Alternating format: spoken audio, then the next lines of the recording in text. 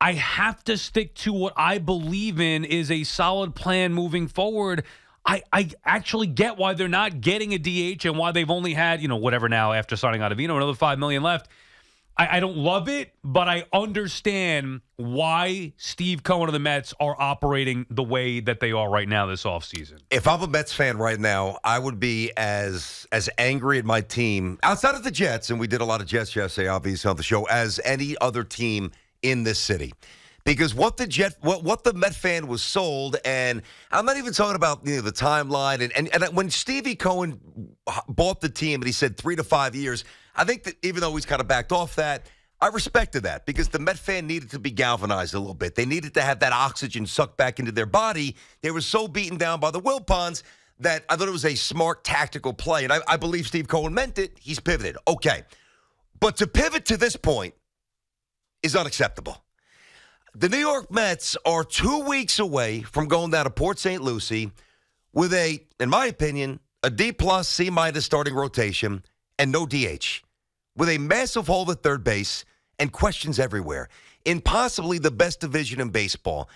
I don't want to hear, and I don't even know if, Sally, if you're implying directly this, I don't want to hear, well, the luxury tax, so Justin Turner got $13.5 million to go to Toronto, but based on the dollar-for-dollar thing, whatever, it would have been 26, whatever the heck it would have been, you need a stick. And this guy is hibernating. Where is Steve Cohen's flex? But don't you think that does have something to do with it? And I heard Andy Martino on Tuesday night, I think it was on Mets Hot Stove, talking about just that, the luxury tax threshold. Remember, with Cohen, they added a new tax for Steve Cohen. So he's paying whatever, like 110% for every dollar. So, yeah, it's not just, oh, well, this guy's $13 million. No, he's paying 110% tax on every dollar, which makes me at least be like, well, I can understand it, because then that turns into, well, it's not $10 million or $13 million, it's $30 million or whatever it may be for a player who really, forget Turner, because I didn't want Turner anyway. I think whether Martinez, whomever, Soler, the concept of a guy who could hit behind Pete Alonso, an actual professional DH, right? A real DH. I mean, that's, to me, it was not too much to ask. However, when you lay it out like that and you take into account their plan, okay, go ahead. I mean, I just, believe me, BT, I don't want to go into the season. Like, it's depressing to think about the fact that they're going to be a 75-win team, and if everything goes well, they'll win 83 games. Big whoop. Like, congrats, Stern. Yeah, but at least the Saturday games are at 4:10. Yeah, and here's the difference between them and us, the fans. Yep. We've been wearing it for 40 effing years. Yep. So for Stearns, it's like, oh, well, he's getting paid his millions of dollars to sit there and evaluate this team and do his job. And I don't want to hear about him being a Met fan, because he's not. Okay, he's not a Met fan the way we are fans. They're not. He's the president of the team. He's doing his job. But in this particular case, I do think it's the right path, and I do think it would be reckless, because even Soler, who I think is the best of the bunch, he's not going to make that much of a difference on this team. Okay, listen.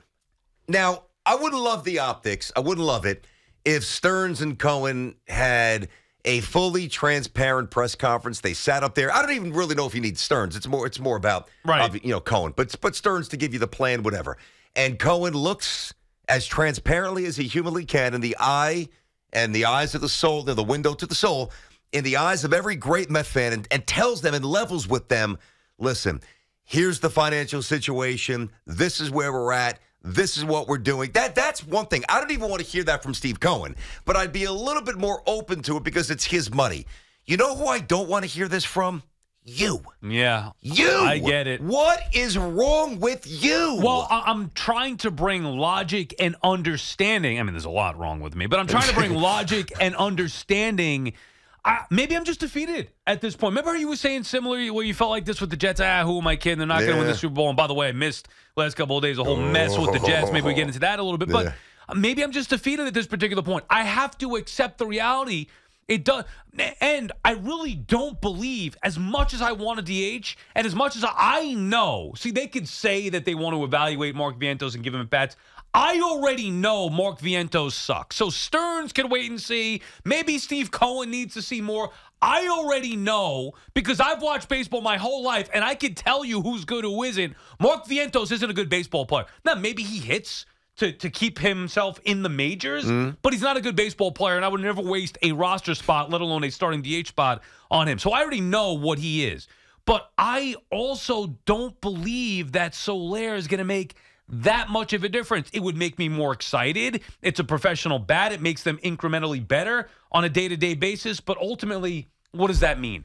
3 to 5 more wins? I know. I'm defeated. Well, seriously, because what moves are out there that you think is going to make this team compete with the Braves? I got news for you. There's a couple of stars out there, and they might not be A-plus stars, but if the Mets ever went out and got 2 or 3 of the following players, whether it's a Snell. I know you don't love Blake Snell. I promise you would rather see Blake Snell pitch more so than Quintana, everybody but Senga. So, we can sit here and quibble about Snell never getting to the 9th inning, never getting to the 8th inning. I gave a stat yesterday. His ERA over his final 23 starts was the best since 1968. Bob Gibson, the year before they lowered the mound. That's how dominant Blake Snell was. You don't like him? Go get Jordan Montgomery. He hasn't. We think he's going to go back to the Rangers. He's not there yet. Have a conversation. Pursue the guy. Beg him. Over-incentivize him with money. You're third baseman. You need a third baseman. There's a stat. I didn't realize. And I know Chapman's a little flawed. I'm not saying he's perfect. I get that. He's not George Brett. He's not Mike Schmidt. Understood. Chapman, all right, since he entered the league in 2018, has the 10th best WAR. Now, we can sit here and make fun of the metrics and the analytical geeks and all this stuff. Here's what I know about Chapman. He's going to hit you 25 to 30 bombs, and he's going to pick it like a Gold Glover, almost like Brooks Robinson. Like he's that good on defense. And he's not 37. He's in his early 30s. There are moves to be made. You don't like him? I don't know. How about getting Bellinger? And finally giving Pete, and I'm not even the biggest Pete fan, but I will say this. Pete Alonso, can you please consent at some point to get him a bat behind him? Well, it's got to be. There's things to be done. Unfortunately, it's got to be Alvarez, and I like Alvarez, but the Mets will go as their young stars. I was going to say young core or young star, whatever. Their young prospects go as they come up and develop, and it has to be next year. Let's just say, hypothetically, before we get to the calls here, hypothetically, the Mets listen to you, and they say, you know what? Steve Cohen sits back and says, damn this luxury tax threshold. I don't give a crap. I've got billions. Yes, that's what we thought we were getting. Right, okay. And which would be incredible if he did that and whatever. Let's say they get Matt Chapman. Let's say they get Cody Bellinger. Let's say they get Blake Snell. I mean, it's a 90-something win team. You can win the World Series. You can mess around. That's where we disagree the most. If they got Matt Chapman, Cody Bellinger, and Blake Snell, I still don't think they're as good as the Braves, and maybe not even the Phillies. Yeah, but you don't have to be as good as the Braves 1 through 162. You got to be as good as them. Like the Diamondbacks, just get hot and get to the World Series, and maybe you mess around and get lucky. And do you think that really makes them like I'll tell you what it makes them sound. Team? It makes them watchable, and that place makes them exciting in the offseason. Well, yeah, but it also translates to the Diamond. That place is going to be empty in late July. It is going to be a ghost town. It really is. Outside of, parents taking their kids to have a couple of fun days before you go back to school, which is amazing.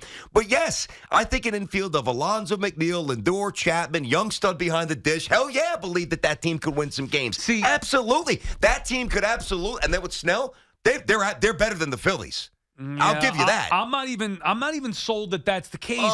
And also, it's just not the right way. As much as that would excite me, and I don't even like. Doesn't sound like it would excite you. Nah, it doesn't, because I don't love Bellinger and I don't love Snell necessarily. Chapman I take, but again, I understand why they're not going to do it. Yep. And also, now you're going away from the plan to have a sustained, successful team, which is something I've never seen. Which is something the New York Mets in their life have never had. Since they've been born in 1962, they've never had a sustained, successful run. I think the 80s were. Honestly, you got to be fair. Like from starting what year? 85? No, 84. Like when they got Keith in 83, their final record was horrendous. 84, they were really competitive. Didn't have Gary yet. Right. They get Gary in 85, as you know. What was the record in 84? 90-something, I believe. Obviously the postseason right was around there. right? Maybe 90 wins, and then 85, obviously, really popping. And then you get Gary Carter, and you win it. And then 87, and 80, you still have 88. You lose to the Dodgers. I mean, that's 5-6 years of legitimate baseball. He had 2 postseason appearances. No, I know, but there was no wild Yeah, they cards. won 90 You know what and I'm 84. saying? How many? 90 and 84. They did win 90. 98 and 85. I mean, that was it. 86, one of the best ever. It fell off. Well, I mean, 89, they won 87, and then they won 91 again in 1990. The playoff format definitely hurt them. Because if it were, Same with the Yankees in the 90s. Pardon me, in the 80s. But it is what it is. But at least the Yankees have had sustained I success. got you. You're right. Maybe that's the only period that I can remember, ever. Fine. Understood. But even that ended with only 2 postseason appearances. So they're trying to build a sustained winner here. And as much as it pains me to say it, as much as it demoralizes me, I think this is the right way to go. This guy comes back, and he's one of the scrappiest Met fans I know. Comes in basically with a white flag. Stick to the plan. BT and Sal on the Fan, our friends at Town Fair Tire. Remind you that at Town Fair Tire, you always get the guaranteed lowest price on name brand tires from Connecticut to Maine. Nobody beats Town Fair Tire. Nobody. Tom is in Milford. What's up, Tom? Hey, love you guys. You do a great job. I'm a little bit nervous, but I wanted to make a point. I hope I don't sound too cynical, but isn't it possible that Steve Cohen doesn't want a big-time bat behind Pete Alonso this year? Because if he has a monster year like Aaron Judge did on his walk year, that's just going to cost him 30, 40, God knows how much more. Yeah, that is Tommy. That is overly cynical. I believe that cynicism's got to creep into some conversations. That would be devious because you're trying at this point. You're subverting or trying to success to proactively. I can promise you that's not the case. Oh, come on. No way. I don't believe that at all. Steve Cohen would be the happiest guy in the world if Pete Alonso hit 65 home runs this year. I agree with that. And thank you for the call. I mean, come on. He's not rooting against Alonso. No. He's not afraid to pay Alonso. Alonso hits the open market. I don't care if he hits 65 home runs or not. He's not getting Aaron Judge money. No, he's not. And the Mets are playing this the right way. And by the way, so was Alonso at this particular point, waiting it out. But that has nothing to – Steve Cohen's not looking to save money. He's just not looking to spend money recklessly. If there were a move out there that could put the Mets over the top right now – and they were going to be taxed 110% for every dollar, I think he'd still do it. I just don't believe that Jorge Soler or J.D. Martinez are worth that. But he was going to do it with Yamamoto. But that's a player that's worth it. We think. Yeah. Well, we haven't seen a pitch. Listen, he's probably going to be an absolute beast. I got you. And he's younger than Snell. That's the point. So he went above and beyond for a guy that now nobody knows how he's going to be, but based on all measurements. By the way, he may have even exceeded what his baseball advisors. He might have, but I listen, and the Met offer was right there with the Dodgers, and it was impressive. Didn't blow me away, but it was fair. I mean, I got to be fair to Steve. Again, remember, though, wasn't overwhelming, but it was solid. It was good. It was good. But remember, teams thought we were talking about somewhere in the 2s for initially, Yamamoto. and the blind bidding. It's a tricky format. It doesn't sound like it's like even the Yankees were like, oh my God, 3? Like this is ridiculous. Everything's going 3. So for what a guy got who never threw a pitch in the big leagues. Point is, yes, he was going to do it for Yamamoto because he thought that was worth the investment, a young, top-of-the-rotation pitcher. Now, I'll be a little cynical, and I will say, and this I believe enough to throw it out there to, knock around a little bit. Yeah, the offer was impressive for Yamamoto, but aside from the fact that they obviously think that he's a stud, was the motivation or the willingness to cut that big check, fueled by the fact that his Japanese presence. I think that's a part of it. Well, of course. Yeah. So then I can't be that impressed because if it's just about winning, let me take a step. Is it about winning or is it about winning as long as you could additionally monetize I think there were obviously more variables at play here with Yamamoto. And you're not going to get that with Bellinger. You're not going to get that with Blake Snell or Matt Chapman. And they could go out there and build a better team, sure, by adding some of those guys. I don't think BT, though, it makes that much of a difference. Ray is in Waterbury, Connecticut. What's up, Ray? Hi, guys. Great show, as usual. Here's my problem, Sal. Bottom line is he ate the money on Scherzer and Verlander. Mm-hmm. If we knew he was going to and he's worried about the salary tax, then he should have salary dumped Scherzer and Verlander and heck with the prospect. Well, because now we got to suffer. We got to suffer because he ate the money and now he doesn't want to spend because of the tax. He chose that. No. It's not. Ray. It's not that they don't want to spend because of the tax. It's that they don't maybe believe that a guy like Soler or J.D. Martinez or Justin Turner are worth that much. And thank you for the call. That's a big difference. I really believe, and they did the right thing by paying Verlander and Scherzer to go away to get the prospects, and they saved some money in that deal, but it was already a sunk cost. And I guess this stuff is going to reset after this year, right? And there's going to be money that comes off the books. Obviously, you reset if you don't go over a certain amount, whatever it may be. I don't know all these specifics to how the luxury tax threshold works, other than what I heard the other night on Hot Stove from Martino, and we've heard about it. Like, you get to that level, you're getting taxed a certain amount on every dollar you spend. It's ridiculous. It's not right for a team that he knows, and I'm talking about Steve Cohen, they're not going to win it all anyway. Last year, when he went over the top for Correa, he thought that was the final piece to put this championship team together coming off a 101-win season. Obviously, he was wrong, and they flopped, and it was a good thing they didn't get Correa. Now he knows odds are they're not going to be a championship team, and there's really nothing he could do to make it a championship team other than wait to see how some of these prospects pan out. Let me throw it at you a little bit differently here because, I've said a few times the last week or so, it's come up with different things. Mm-hmm. When you try to fight math, it's just a futile, you're not going to win. It's math. It's, irrefutable numbers. Okay, so logically, mathematically, I understand what you're saying here. I do. Emotionally, okay? Let's go back a couple of years ago, the day that Steve Cohen buys the team. Right. That energy that just pulsates through the Mets fans.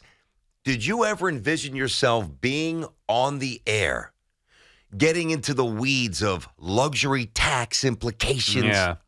Level with us. I did not. Exactly. But what I will say... And that in itself is wildly disappointing. Understood, but I think it will be different if we saw Steve Cohen operate like this from the beginning. Really, this year is the aberration. Almost every other year, it's been all in, right? He's gone after the biggest and baddest. The Mets weren't doing that for a long time. You forget how dark it was, BC, before Cohen took over. And then, as soon as he took over, they made a big trade for Lindor. They extended him, all that stuff. You don't have to worry about any of that stuff. They've been big players, whether it's Scherzer or Verlander, or even in on the top guys like Yamamoto or Ohtani, had he been willing to come here. So all those moves show big market, big pockets. This is different, and I think he's learned here, and we have to evolve and learn as fans, and it sucks, believe me. I don't want to watch a 70-win team, but we have to accept that this, unfortunately, might be the best way to have sustained success moving forward. BT and Sal on the Fan. We'll continue with your calls on the other side. Just getting started here. We got a lot to get to, starting with the Mets. 877-337-6666.